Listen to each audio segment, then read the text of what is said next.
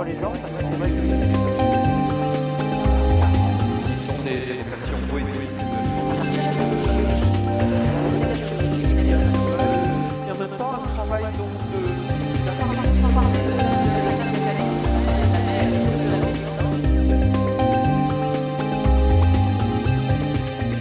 Une exposition un petit peu étonnante jusqu'au 19 mai. Nous avons une exposition qui s'appelle Méta-archéologie et qui présente le travail de Florian Schonerstedt, qui est donc un artiste qui est venu quasiment en résidence au musée d'archéologie, c'est-à-dire qu'il a vécu avec nous pendant quasiment 2 ans, et donc il a suivi l'évolution du musée, l'évolution des collections, les travaux qui ont été conduits durant cette époque, notamment la récupération du matériel archéologique qui se trouve dans des réserves externes qu'on appelle les cabanes et qu'on a récupéré pour le mettre à l'intérieur du musée. Et donc il a suivi tout ça et il nous propose son regard sur le site archéologique de Cimiez et sur le musée d'archéologie de Nice-Cimiez. Donc là, en fait, on est dans le début de l'exposition. Et le début de l'exposition, j'ai voulu essayer de faire un exercice à la Georges Perec, qui avait écrit le roman Je me souviens. Donc moi, j'ai voulu, quand j'ai fait tout ce travail au musée d'archéologie, j'ai voulu essayer de me souvenir, d'aller chercher dans ma mémoire la plus vieille installation que j'avais produite. Et je me suis souvenu de ce casier avec des empreintes que j'avais réalisées en 2001, donc ça fait quasiment 20 ans. Et du coup, pour moi, il était intéressant de le montrer parce que bon, déjà, c'était l'exercice de mémorisation. Donc tout ça réfère à pas mal de choses qui sont à la fois des liens avec ma pratique et des liens avec l'archéologie. Et du coup, quand j'y ai pensé, je l'ai réactivé puisque cette œuvre n'existait plus. Donc j'ai reproduit les empreintes que j'avais faites. Et c'est donc la pièce qui ouvre l'exposition. Donc là, vous êtes devant un mur de dessins d'enfants. En fait, c'est mon fils qui a réalisé les dessins. Il se trouve qu'en 2016, il avait 2 ans et il passait du gribouillage à des formes un peu plus concrètes. Donc c'était des motos, dessiner des motos. Et du coup, j'ai commencé à collecter toutes les motos qu'il pouvait produire. Et là, la vidéo que vous voyez, c'est toutes les motos qui sont rassemblées dans une logique d'animation. Donc, dans toute l'exposition, il y a une logique d'exhaustivité. C'est-à-dire que ce que je présente sur le mur, c'est ce qu'il y a dans la vidéo, en fait. Et il y aura toujours cet aller-retour dans toute l'exposition de ce que je collecte et ce que j'en fais. Et donc là, il y a 130 dessins et environ 500 motos. Voilà, donc c'est une sorte de lien avec un premier lien avec mon quotidien et avec l'apprentissage de mon fils et de ses représentations du monde qui l'entoure. Les cartes du champ de bataille, c'est un énorme projet que j'ai mené sur 1 année, toujours pareil. J'ai récupéré tous les déchets de mon foyer, absolument tout. Tout ce que je destinais à la poubelle, en fait, je l'ai gardé. J'ai mis un protocole en place. Ça a rempli et rempli et rempli mon atelier. Chaque mois, je faisais un grand tri. Et ce tri, je l'ordonnais dans une logique d'animation, de cinéma d'animation. Donc en essayant de trouver un fil conducteur à tous ces objets, tous ces déchets, tous ces résidus. Et donc chaque mois, un film était produit, que j'ai produit avec un scanner à plat, un scanner de bureautique. Donc je posais l'objet sur le scanner et je scannais l'objet et ça faisait un photogramme.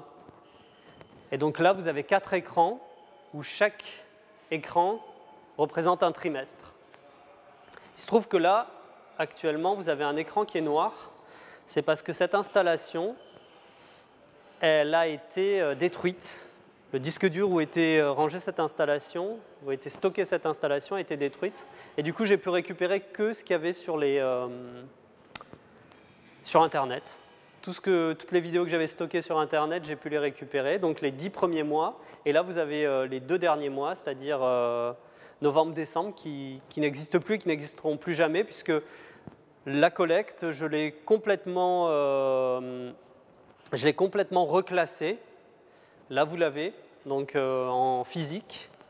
Donc c'est une installation qu'on a fait spécifiquement pour le musée d'archéologie, en prenant en compte l'espace, en créant une véritable archive qui prend en compte le lieu, donc une installation in situ.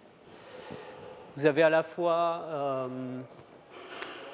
l'idée de l'archive et l'idée du lieu qui sont combinées au travers d'un sous-sol, d'une installation qui commence au sous-sol et qui va sortir de terre, comme quelque chose qui est révélé, et à la fois qui nous dépasse, puisqu'on n'arrive pas à voir l'installation d'un seul tenant. Il faut passer d'un étage à l'autre pour voir à peu près l'ensemble. Donc il y a vraiment cette logique de quelque chose qui va dépasser, qui va nous dépasser. Je présente un film qui s'appelle Les Cabanes, qui est en fait un film qui a été réalisé suite à la découverte de ce lieu dit des cabanes, quand j'étais dans le musée en train de travailler plutôt au centre de documentation. Donc en discutant avec la documentaliste Audrey, j'en suis venu à découvrir ce lieu qui m'a, lors d'une discussion, qui m'a dit ça se trouvait aux cabanes. Donc curieux, j'ai demandé c'est quoi les cabanes, et elle m'a dit c'était l'ancien dépôt de fouilles avant que le musée existe. Et ça existe toujours d'ailleurs. Donc moi, ni une ni deux, j'ai demandé si je pouvais le visiter. Et on m'a montré l'endroit, je suis allé faire un petit repérage, et en fait, dès que j'ai vu l'endroit, j'ai voulu faire un film. Voilà. Donc de là, après demande d'autorisation auprès du directeur et savoir si c'était possible de faire un travail là-dessus, je me suis lancé dans la recherche des différents protagonistes qui ont pu avoir un lien avec ces cabanes, qui ont travaillé. Et du coup, j'ai fait des interviews avec notamment Alain Grandieu, un archéologue qui travaille au service de la ville et qui a vécu et qui a pu me donner beaucoup d'informations, d'autres personnes aussi qui ont gentiment témoigné. Et du coup, j'ai collecté comme ça des souvenirs. J'ai ensuite fait des prises de vue sur ce lieu qui est en fait une ruine dans la ruine. Donc cette logique d'espace qui se désagrège dans quelque chose qui était censé conserver le témoignage d'une ruine. Donc il y avait vraiment une logique de boucle qui m'intéressait beaucoup. Et du coup, j'ai réalisé ce film qui est un témoignage, qui est un souvenir de ces cabanes qui sont en cours de destruction et qui vont bientôt disparaître pour laisser place à un chantier de fouilles archéologiques. Donc on est vraiment dans quelque chose qui est circulaire avec à la fois le présent, le passé et le futur de la recherche archéologique sur le site de Cimiez. Voilà. Donc on se trouve ici dans l'espace où je présente des contenants de fouilles, et c'est le point de départ de cette exposition. La relation que j'avais avec le musée, Bertrand Roussel, le directeur du musée de Cimiez, m'a fait faire une visite des archives. Et en fait, la quasi-totalité du matériel archéologique du site de Cimiez était stocké dans des contenants. Ils ont utilisé ce qu'ils avaient sous la main, c'est-à-dire des pots de yaourt, des récipients de leur consommation quotidienne, des cigarettes, des pots de lessive, de camembert, tout un ensemble d'objets qui faisait directement référence en fait à mon travail que j'ai nommé les cartes du champ de bataille, mon travail de collecte de déchets. Et donc c'est comme ça qu'est venu le lien de manière très directe, formelle, de l'objet, du contenant, du résidu qui n'en est plus un puisqu'il est utilisé, en fait, il devient un outil. Comme moi, le déchet devient une matière première. Là, c'est pareil, c'était un objet utile. Donc là, on est dans une installation un peu particulière puisqu'elle est le fruit d'une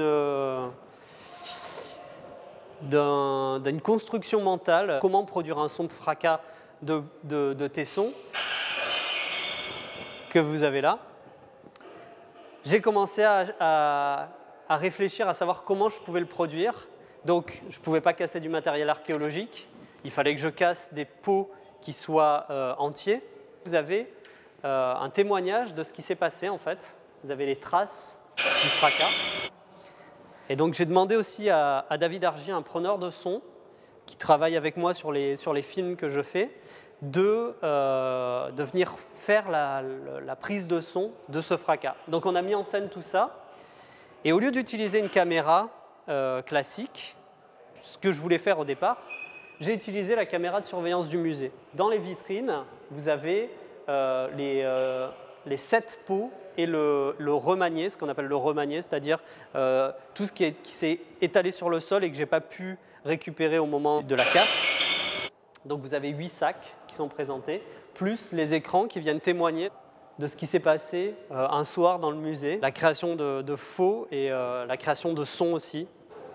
Donc ici, on se trouve devant des tirages de négatifs que j'ai trouvés en nettoyant les anciens contenants de fouilles.